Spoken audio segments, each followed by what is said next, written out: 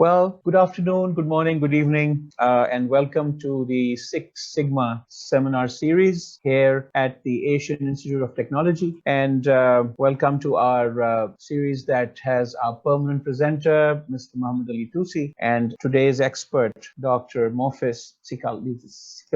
We've got 1 hour to look at how risk management is important to business success and sustainability, and what we will be doing or what we can do to map and then secure our businesses, our projects from risk. So with that in context, I also would like to welcome everybody to the webinar. We have over 40 registrations, and I hope people will continue to join in as we go. We're also going live on Facebook, and so I'd like to recommend that if you've got any questions or comments, or if you have any thoughts that you wish to share with the group or ask from our panelists, please feel free to use the Q&A as well as the chat box that appears in front of you. If you wish to make a lengthier comment or share a link or add more information, please do so in the chat box, and we'll try our best to address it during the Q&A session. So with that, allow me to welcome our two presenters for today from Toosy Advisory Services and the CEO, Mr. Muhammad Ali Toosy. Mr. Muhammad Ali Toosy is a master black belt in Six Sigma, and he's had numerous assignments working with industry, with government, with the UN system, with NGOs, trying to optimize efficiencies in their organizations. And he's worked across a number of sectors, from defense and telecommunications to education and manufacturing, fast-moving commercial goods. So we'd like to, and he's also a key member of our Six Sigma Academy team. So welcome, Muhammad Ali Toosy, to the webinar. Thank you. Dr. Morphis, I do apologize, Morpheus. My European pronunciations are terrible, but I'm sure you can repay the compliment with your Asian pronunciation. Oh, sure, yeah. Don't worry.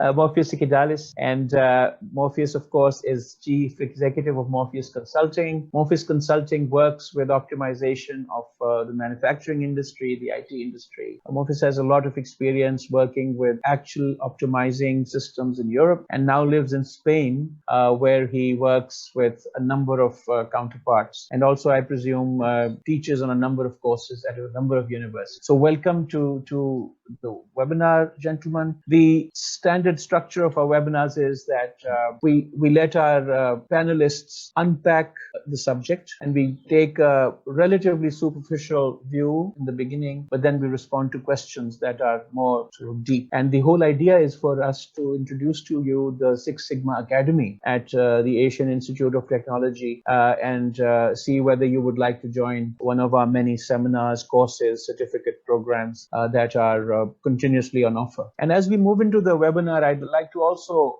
punctuate this by again reminding everybody that, not that anybody needs reminding, of the post-COVID scenario. Most of us realized since February, really, that a lot of the assumptions that we worked on, a lot of the certainties we thought existed in our business or in our lives are no longer true. There's a whole new way now of actually anticipating things. Trends don't seem to work, projections are not working, risk assessments are now being reconfigured and completely redone. So we thought this was a particularly important time for us to revisit the idea of risk management and then superimpose it on the Six Sigma tools, the Lean Six Sigma tools that are now available, that we can now reuse and redeploy to maybe realigning some of our risk perceptions, finding out how we can use some of the Lean Six Sigma methodologies, frameworks, and tools to actually, with relatively greater sure-footedness, approach what is now being called the new normal, the post-COVID phase of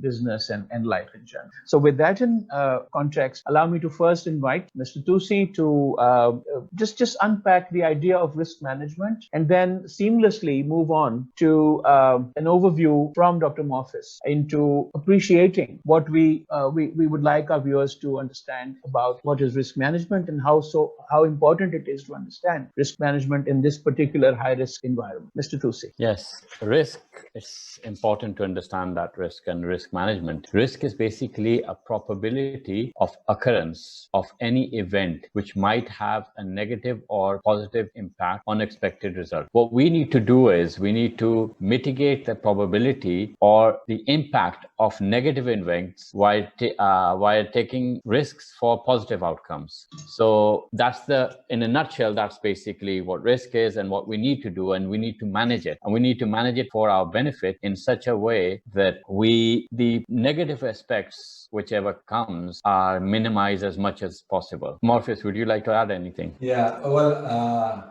sorry, Dr. Fez? Yes, please go ahead. I was just going to say we'd move seamlessly from Okay.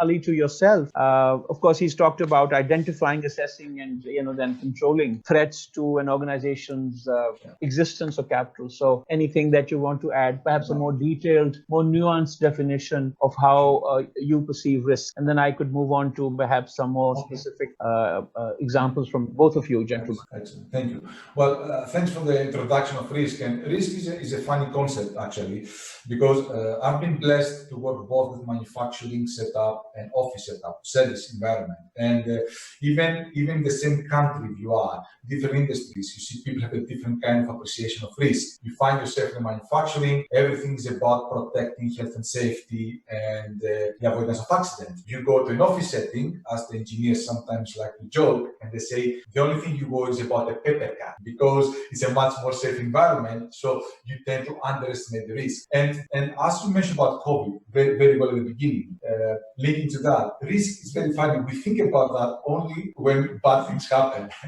Quite often, we don't take the preventive actions to think ahead and say, if things go wrong, what we are going to do. And in that part, it's very fascinating for people to look into the research done about the cognitive bias and the way people think and perceive the risk. And when you start looking into the psychology, it's very interesting to find out that elements like we tend to overestimate how good we are when the risk happens. We go, don't worry, if things go wrong, we'll do X, Y, Z. And we underestimate the effort that we need to put, we underestimate the impact. And when they look into the way we assess the risk ourselves, and this is quite important to have a structured way of organizing yourself. When you look how we think, people say we overestimate rare events because they've been discussed. If something rare happens, it's on the news, it's on the Facebook, social media, you talk with your friends. So then when later you try to estimate the probability, you overestimate. And the counter effect is risks that happen day to day, you underestimate them, which means you have what I call the Bermuda Triangle. You overestimate your capability to deal with the risks, you overestimate the rare ones, and you underestimate the common ones, which is a recipe for disaster, basically. and this is what is one of the reasons the source of trouble for organizations, let's say. Yeah, and some common things is talking about risk management a bit more detail is that now we are in the digital world, and now we're going 5G and possibly 6G, the next after 5G. Now that the Internet of Things are coming in, the risk, because all the different devices would be talking to each other, of being hacked needs to be assessed and actually understood. And similarly, I'm not actually currently working in defense, but defense organizations need to actually assess with all this Internet of Things and all these new hacking tools, what I call toys they have, are they even effective? Because if someone hacks and you can't use your toy or you can't use your, plane, everything goes bust. So the risk of that actually needs to be mitigated. So that's, a few years ago, a drone was actually brought down. Iran brought down an American drone. That was through hacking. That risk wasn't actually thought of. Sometimes there's a small risk. Sometimes there's a small risk of which you think is small, but because of that risk, when it occurs, your whole satellite can just go bust. And similarly, because of not assessing, and sometimes there's a very small window to react. So if you've not already had the preventive mechanisms within reasonable bounds, and that's what I actually always say, within reasonable bounds, because there's always going to be a probability of anything to happen, but you can't actually close the doors and make everything so difficult that nothing actually ever happens. So there needs to be a balance too. So great example of how, who would have really thought that risk would involve things that are intangible to our eyes most of the time, are not mapped into business plans or mapped into HR plans and financial projections. Risk can arise from so many different, completely unknown sides. So I guess one of the things we need to, there's an old saying which says that the eyes do not see what the mind does not know. So risk, to my mind, as somebody who is not an expert, to my mind, risk is basically finding out what's there, finding out more and more, identifying risk and then assessing them. So unless we can identify them, it's difficult to assess them and then try to control. Yes. So I'd like to get your perspectives now on how do you map these risks? I mean, there are more traditional, financial or legal liability issues, etc., which most people are aware of and would posit into their thinking. But there are tools, right? So maybe, Dr. Morphis, you might want to just quickly tell us what are the diagnostics and what are some of the identification tools that you use. And then I'd take the same question again seamlessly to Ms. Toosy, where I'd like to ask how Six Sigma can then add to that, capability among organizations to identify and diagnose risk. Well, it's a very good point, because as you correctly said, and I like the analogy with the eyes and the mind, because we try to perceive risk with the familiar, but the new technology and evolution is the unfamiliar. So it's very difficult for the brain to conceive this kind of risks. I would say there are two important elements into how you organize yourself to assess. One's the human element and one's the tool element. The human element is always prefer to bring an outsider in, what they say, a fresh pair of eyes, or people with a different kind of background, because they will see the environment differently than what you see yourself. Because you are used, if you go in a factory, for example, or in an office, you are used to that factory as an employee of that office. So certain things you take them for granted, or you don't notice them. There are some tests that you can miss something, for example, if you do it. So bringing someone from an outsider that asks questions, that sees this with the eyes of a child and asks many, and why this is there, and why, and what will happen with that, is a big mental booster and creative booster that can help you look things a bit differently. So infusing with the outside perspective is quite critical in this kind of situation, to widen your perspective. That's one thing. And then tool-wise, I think there's a plethora of tools available, not only risk-related tools, and I'm pretty sure Mr. Toosy will talk later about FMEA, FA mode, that is one big one in the Lean Six Sigma community, but then, and risk management community, you can take tools that you were using, let's say, for efficiency, like the spaghetti diagram, where it was used in the past to check the route of people in the premises, and you were trying to optimize this, to optimize the route, to optimize the efficiency. Now, you think in terms of COVID, route is quite important, because if you have one infected, let's say, employee, you want to track where they have been. You want to know with whom they interact. You want to know which places they visit more often. So then an efficiency tool, just taking the lens out of efficiency and put the lens of risk, you can use it differently, and it can help you identify hotspots. So you have this kind of a different look of traditional tools and bring them to the new context, and you can get a lot of value out of it. Yes, sure. That's exactly why we also need to actually have our creative hats on when we're using tools. And one of the things which we actually teach and we actually advocate is that you need to use tools which are relevant, instead of actually just using tool for the sake of tool. And because the spaghetti diagram, which you just mentioned, identifies the normal route of movement of people, or movement of things, you would automatically know which points are intersecting. And when you know which points are intersecting, you can actually, and you have identified that these are the intersecting points, so you could actually have more targeted efforts to prevent any, I would say, infection because of COVID at those intersection points. Maybe actually have more sanitizers, or maybe have a more mandatory to actually wear masks at that particular point, because you don't need to actually put masks all the time. When you're sitting alone in a room, you don't need to do that. But when you're intersecting, that's the time when you need to do it. And it has consequences that have not been yet understood. For example, if we talk about convenience stores, okay, how they have been organized until now, the placing of the material on the store is such that they want to maximize your time in the shop, to move around, because the more you move around and you look, the more you buy things. Now, when you try to optimize route, you want to be as less time as possible in the office, because now there are some guidelines in countries that says if this is your square meter, you have only 10 people in. So before another customer goes in, another must go out. So you need to rearrange your store, being more customer-centric to optimize the route of the customer. And then the question comes, when COVID goes away or things change, can you go back to the old model of working? I don't think customers will appreciate it. So the consequences of this is not just about risk. Some organizations will have to think fundamentally different how they interact with the customer and how they build the business around the customer experience, what the customer wants to do.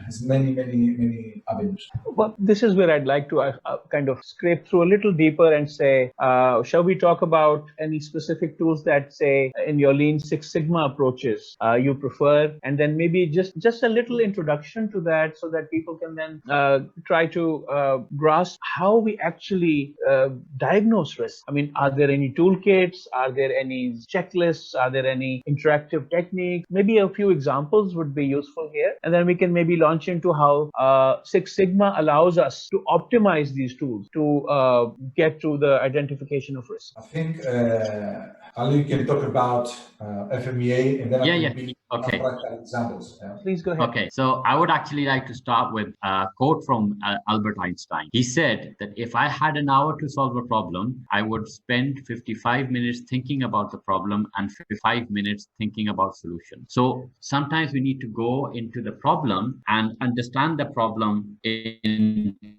detail and then come up with solutions. So that's what all risk management is. It is understanding the risks. And once you understand the risk properly from all the dimensions, you would then be able to come up with solutions. And another thing which you need to do is you need to actually take out the action biases. Because if you have a hammer, everything looks like a nail. It's simple. So you need to actually take that action bias out. And there is a really interesting thing, which is FMEA, which is primarily, it is to identify risks, its impacts, and it gives you a way to mitigate it and gives you a way to have actions on that. FMEA is failure, modes, and effects analysis. Yeah. And effects analysis. And effects analysis. Yes. Let's give an example. Let's give a practical example. Okay. So, and this is one of my favorite tools in essence, and we can use it inside Six Sigma, outside Six Sigma, inside project, outside project. You don't need to box it, okay? So imagine you are a hotel business. I think tourism is very important in Thailand, okay? And I'm talking some hotels actually now in Spain. So FMEA, as Ali said, it helps you assess what can go wrong. So you have a process that says a customer comes in, a guest comes in. And as part of the process that you assume, or you hope, that the guest is going to use the hand sanitizer, the gel that we have. So having this kind of step in your process that says we use the disinfectant, you start asking yourself, first question, what can go wrong? Okay, what can go wrong when someone is trying to use a disinfectant bottle? And then you think all the possible things that can go wrong, like there is no gel, it ran out of gel. Then it could be the gel is inside, but the machine is broken and the gel will not come out. Or the customer, the guest will pass, see the bottle, or does not see the bottle, and they don't sanitize their hands. So you go through, that's why it's important to have the right people around the table, what I was saying in the beginning, the right people around the table, subject matter experts, people with broad eyesight and knowledge, and you list all your potential effects, failure modes. And then for each failure mode, you try to understand why this is happening, for example. So if you tell me there is no gel in the hand sanitizer, it could be because nobody saw it, that it was empty. So then the question is, what kind of alert system I have?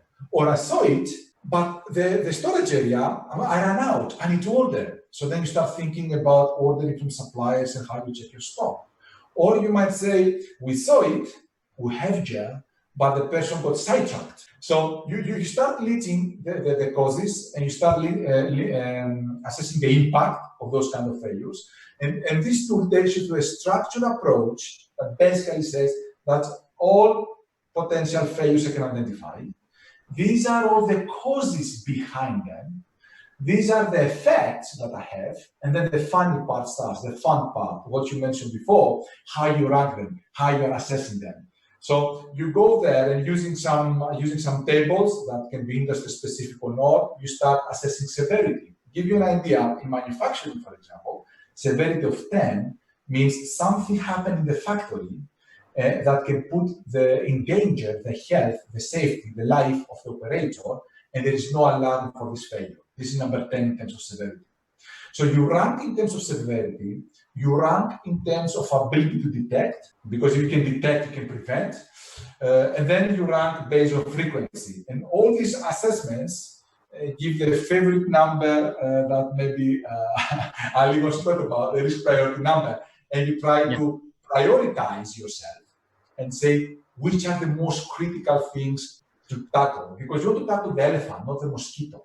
Okay, you want to tackle the big things and to use your time, value add for time, to use your time to address the most important things. Yes, it's all about severity, detectability, and occurrence. And it's all about giving it a number, and it's all about making sure that you actually first compute everything thoughtfully, and then after computing everything thoughtfully, you go after the big risks instead of actually going to the small risks, which are insignificant and wasting your resources on things which are not as severe or as not as risky as the others are. So what I hear is that, I mean, there is a lot of homework to be done, right? There's a lot of perspectives to be considered. There's a lot of information to be gathered. And there's a lot of, as you say, prioritization to be done, because not every risk has the same lethality to it, the same disruptive element to it, or the same existential elements, that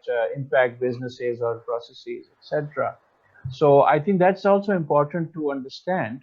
And how you describe it is fascinating, because it appears to me that the average business manager, or the average, or even above average, the untrained business manager requires a really good grasp of risk assessment, risk management, the process of risk management, before they can actually take on decision-making responsibility seriously. So I think that's a lesson, that there are tools, there are mechanisms, there are methods that managers need to really fine-tune and learn well to be able to take that decision-making or problem-solving role, right?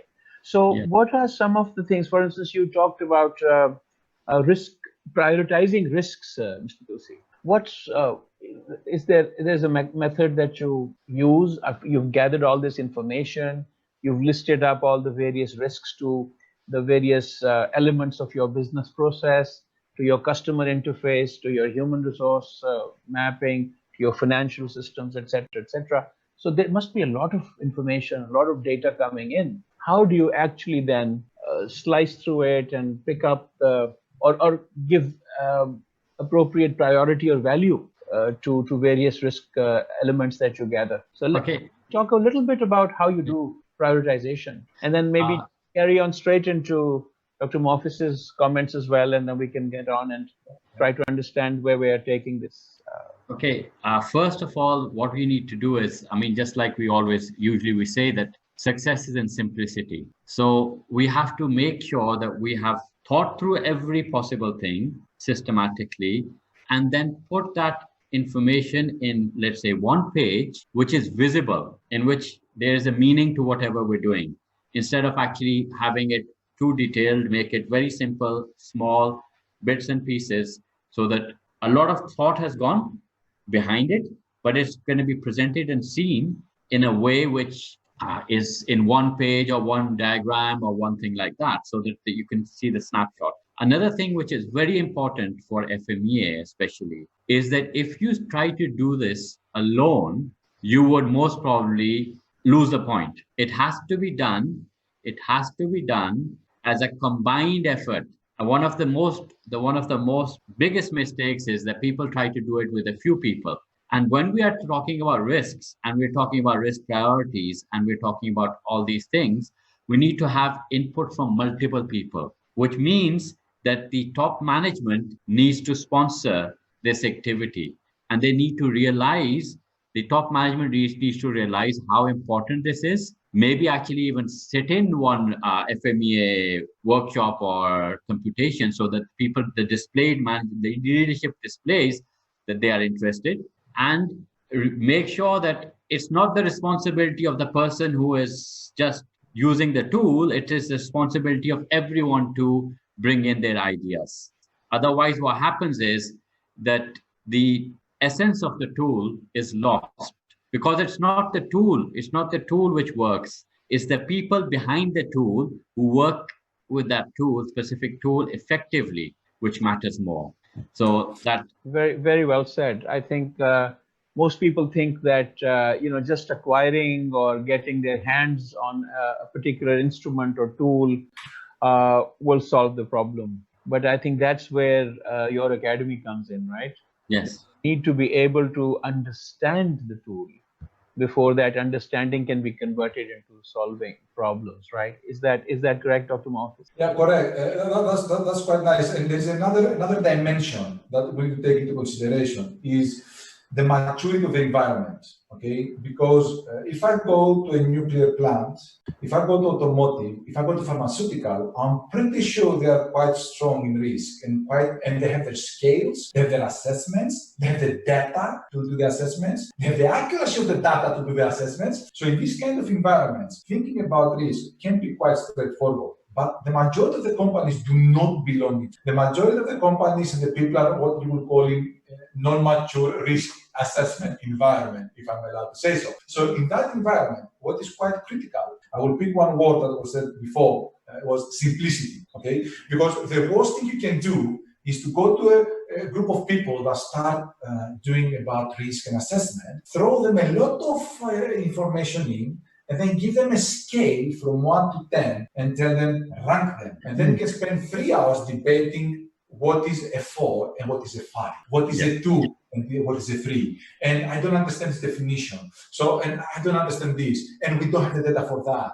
So if you go to non-mature environments, I advise people to be simple and tell them for severity or for occurrence, you start some simple and say severity. Low, medium, high. Or if it is too complicated for you, go low, medium, high. And once you do this qualitative assessment, then you can assign numbers. Let's say 1, 3, 5, 7, 9, or 1, 5, 9. Keep it simple because the importance of the discussion and the importance is two things are important. One, in the company to be consistent. You cannot have one department doing risk assessments differently than the other. So you need to have consistency across the organization. And the second thing is to have in mind is not so much, we talk about numbers, calculations, it's not so much the absolute number you will get, 250, 95. What it is, if you understand the logic, you just need a mechanism to rank the relative importance of each one. So it's only the relative importance that matters. And that's why I say you can make it qualitative if numbers are too complicated for you.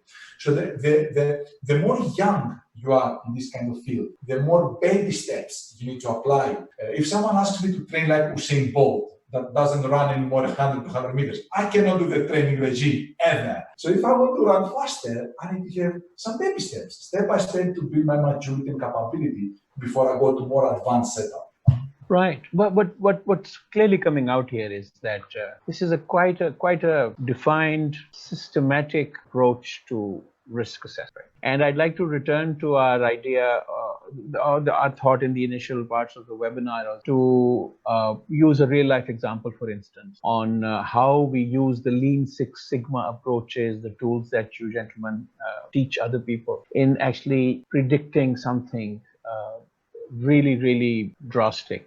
Basic risk assessment, of course, most trends can be predicted and so on. But let's take the example of your standard risk management model, which I believe is how you start to define it, and then you create measurements, and then you decide on what improvements or preparations are required, and then you basically decide on how to control risk from ever happening or ever impacting you. That we understood from. So it's a very systematic way, it's a very structured way, it's a very considered way of approaching risk. But then shall we take the example of, say, the COVID pandemic? As late as January, it had been a month into the whole news breaking out of people being being affected. It took us like almost a month and a half to react.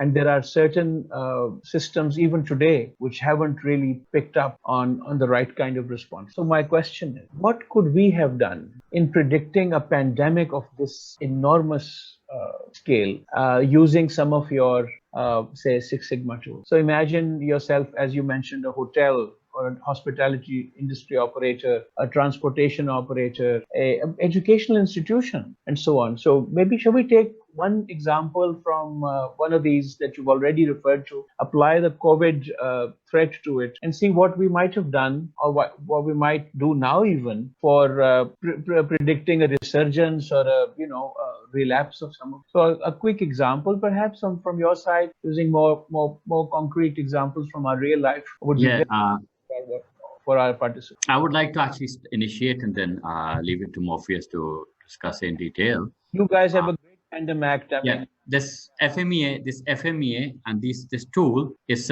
not supposed to be just a one-time thing. You're not supposed to just do it and then keep it in the drawer. If this tool is kept and revisited regularly, and especially whenever you have found out that something different has happened and you reassess things based on that, the problems which we would have faced we would not have faced in the same way, because we would have reassessed very fast. The problems which we had in general are that we kept on waiting instead of having a tool and then keeping it as a live document to find out. Yeah, but this is at the generic level, right? Yeah. The thing is, we are trying to see, we didn't know there was a coronavirus strain ready to break out and affect, hundreds of thousands of people. But we did hear about some, calculations or some scenario planning or some scenarios that were predicting a major epidemic in the world or whatever. And so there must have been some people out there who were trying to, even assumptions of where an epidemic might be brewing. What can we do using our Lean Six Sigma tools and our training and our learning in securing our environment or our business, or at least our immediate vicinity of work? Yeah. This is a very good question and a very tough one. This boggles the mind. I mean, how could you even imagine these things? Well, and I was involved in a discussion with some people 3 days ago when we were debating why we are missing this, and is it a tool, is it not a tool? Now, I like to take a step back a little bit, because I think the tools, if we go tool by tool, we can find how the tools properly used can help you forecast and foresee. Okay, and we can discuss about specific workshops or creative workshops or open mind. We can build a kind of workshop that helps you think out of the box or think extreme scenarios, etc. The problem, however, there's a fundamental problem before it goes to the tool, is there's a culture issue here and a mindset issue. And what I want to say about that, let's go before we heard about some people getting sick in China. Okay, although there were many articles published that they were foreseeing the possibility of a pandemic. People found articles published in journals, medical journals in 2007, talking about this kind of events. I want to go a bit to another big event that happened some years ago, an impact supply chain, for example. The Fukushima incident, where they had the earthquake in Japan, they had the tsunami, they had the event, and this had a huge impact on supply chain, because many things that they were built in Japan and shipped to other places in the world, they were not shipped. And a lot of industries were facing problems in the supply chain to get the things they needed in order to produce parts or offer services. Now, if you start from that example, someone could have said, this is an event, we don't know how often this happens, but we can see the effect. The effect was a region in Asia, in that part of the world, could not produce things, and as a result, had an impact in the rest of them. And then the question was that how many companies, how many people went through this kind of mental exercise and say, maybe I cannot foresee the pandemic, maybe I cannot foresee, but I can foresee and say events can happen, can be political events, can be health events, can be economic events, that they can significantly disrupt my supply chain for 1, 2, 3, 4 months. Okay? How do I deal with that scenario? And the fascinating thing is that I don't think companies did that exercise. And it's a mindset thing. Maybe we are configured to try to avoid painful thoughts. Psychologists have a lot to say about this thing. But how many people went through this exercise to say, no matter the reason, how do we deal when the factories cannot work for 2 or 3 months? And I think the majority did not do this kind of exercise. And that's why there is a step back to do, to say culturally, how do we deal with risks? And culturally, I think that the culture is a big element because, correct me, no, my apologies for the stereotype, but I think it's true that the Western culture is more short-term oriented. The Eastern culture is more long-term oriented. So maybe sometimes it's not so much whether I have the right tools in place. It is a question, am I mentally prepared, open to consider these scenarios and act? Because for tools, we can listen. We can do the process maps. You can do root cause analysis, cause and effect, that they work very well. It's oriented. Then the tool is useless. And that's why it's very tough to answer that question. Huh? Yes, and that's where Hofstede's work comes in. Hofstede has this cultural insights about different countries. Yeah. And based on those cultural insights, it's really interesting when you actually see how he has assessed nearly every country and come up with his values. So then you start with the consciousness first, the awareness, the mindset, the way of acting and behaving and dealing with risk. And when you open that door, that sometimes is very shut and locked, then you can introduce the tools, and then you can go through the structured approach of step 1, I check my process. Step 2, I look at history, past cases, historical data.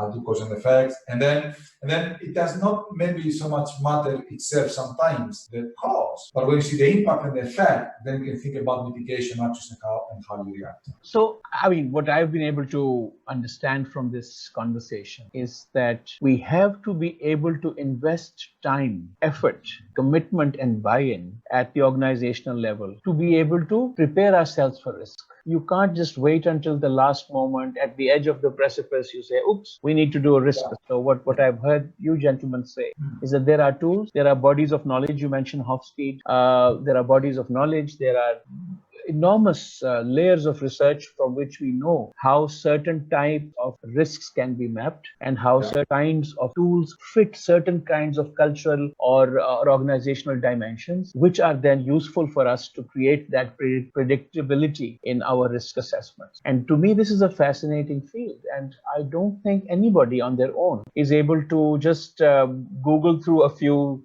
things or whatever and become aware and prepared for managing risk. So to me, this webinar is, if you ask me if I were a participant, I'd really want to go out and find out more. So could you, I mean, it's now 2:45 and we're getting into our question answer session time. Would you very quickly share with us some of the programs that the Academy, the Six Sigma Academy runs, so that if there is a risk, interest in risk management, learning Six Sigma approaches to risk management, what would they be, and when can we expect those to be offered to our interested participants? Well, we have at the moment, we have our Lean Six Sigma Green Belt course, and we have the Lean Six Sigma Black Belt course already offered. The offering is already on the website. One is the first, we have one in August, and then a Black Belt in September. Right. So, and then subsequently we have a schedule over there. We are looking forward to bringing in some new courses, and while we're developing it, we'll have the Master Black Belt, which is the highest skill set level. We're thinking of that. We're planning of that. We maybe would have something called soft skills for Lean Six Sigma, stuff like that. And maybe we would have, I mean, we're thinking at the moment of having it in a variety of such a thing that we have multiple people also delivering it, and we have different aspects. One thing which we have already in our Lean Six Sigma Academy is that we have change management. Part of the essential offering is change management, and part of the essential curriculum is also change management. And we are trying to focus on the practicality of things, and the theory, practicality, and the ability to work and actually use it. That's what we are focusing on. Excellent. So there is a whole step ladder of trainings, events that we can look forward to, and one of them is the Green Belt program, Yes. and quickly enough, and then there's a cascade of very interesting. So please do share the web link or the link in the chat box as we speak, so that people, if they want to send queries or find out a little bit more about how we are gearing up for this post-COVID world through Lean Six Sigma capability building, people can find out. We have some questions here too, but before I take the question from Mr. Faisal, I'd like to see if Dr. Morphis has any quick comments to conclude on what our offerings will be and how we are preparing people for post-COVID risk, overcoming risk. Well, I like to say that, when someone is hungry and is asking for food, the food will be served. The courses that were mentioned are a good starting point. When we talked about structure, we talked about two things. We talked about the structure, the tools and methodology, and we talked about the cultural element. And a lot of the programs that already were put in place through the Lean Six Sigma Academy answer very well the question: can you teach me how to use the tools? Can you teach me what tools I can use to analyze my processes? What tools we can use in order to see what's happening in the organization? And then, depending the interest and the demand, what will be interesting and what we will discuss going forward, and it was a thought process that involved listening to you, Dr. Fez, is maybe we can think about some master classes and say, for example, you did your Lean Six Sigma training at this level. You achieved this. Now let's do a masterclass specific thematic on risk. Let's do a masterclass specifically on topic X. And then we can help people take a concept that, let's be honest, in training, most often it's a generic concept that you teach because you have people from different backgrounds. And then you have a specific masterclass that says, how can I take now this concept into my industry, into a hospital, into a hotel, into a restaurant, into a bank or financial services. And then you can help people a little bit more appreciate. And I like a bit the Toyota philosophy on that, saying that, the training is only the start. The training gives you awareness, because unless you go and you practice and you have a coach to help you while you practice, then the knowledge can be lost after X, Y months. So if I see it as a learning development ecosystem for your students and people who are interested in joining the Lean Six Sigma Academy, I would say we will need to find a way to complement the very good courses built around Lean Six Sigma with some master classes to give context and maybe some coaching, some follow-up in real life. That's great. So I'm looking forward to the master classes. Shall we move the question that we have in front of me here from Ms. Faisal? It says that in a way we are saying that the whole world has a mindset and culture which basically has failed, really, us. And so we were not able to preempt the COVID, he's saying. So do we need a major reset in our perception of risk, in how we understand risk, so that the majority of the population who was left, he uses the word wrong-footed, can actually be more secure?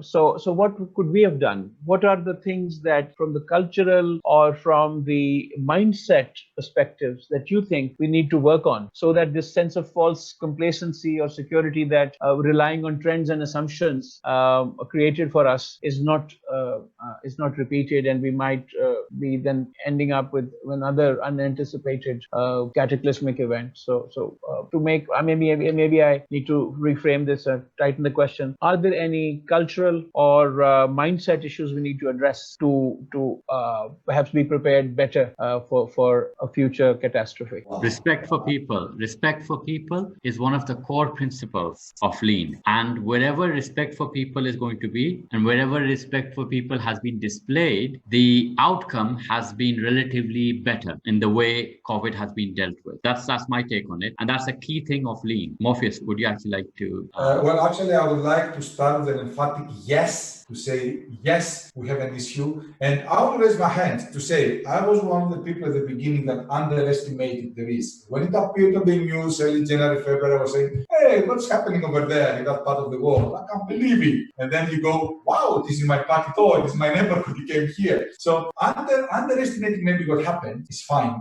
But the cultural element that is raised by our participant, by our attendee, can be seen in how then people react. Because for me, it's shocking. Once you understood, you grasp what is happening, you still have a lot of people debating whether it is your right or not to wear a mask.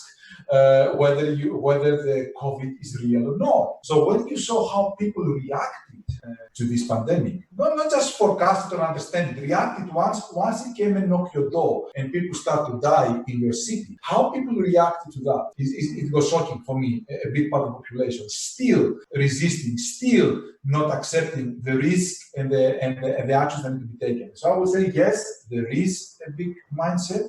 Yes, there is a cultural element. And the best way to address these things, because I talked to some doctors and psychologists in Spain, as you know, Spain was heavily impacted. What they told me is, unless yourself or someone very close experiences that, you don't believe it. So the best thing, take people to a hospital to see what's happening there. I'm taking another example of the COVID pandemic. So if you want to influence the behavior, the mindset, you don't influence it logically, you influence it emotionally. So, and we don't tell people to get sick, but I would tell people to visit the hospital and see what is happening. And then this maybe will change the perception of risk, and then it will change the behavior. Emotion is the key part in this equation. Great. Emotion. We have another question from Joy Abandano. What kind of Lean Six Sigma tools could help us secure our community or business? I assume the context is again unforeseen major events. What tools? Ali, do you want to list all half the tools that Well, there are a lot of actually. Do you want to, or should I? For the question to be answered, I did quickly. Would it be enough? Okay. There are a lot of tools. Spaghetti diagram and failure mode effect analysis is something which we talked about. Pokayoka is a tool. CPOC diagram is a tool. Visual management is a tool. Control charts, fishbone diagram, measurement system analysis, 5 whys. We can quickly, if you guys are so inclined, type it into the chat box so everybody can get a sense and they can start Googling their heart's content, and then they maybe will be interested in joining your program to find out how those tools are actually useful for their particular work. So please do take a moment, both our experts, to just do a quick laundry list of a couple of tools that you might find useful.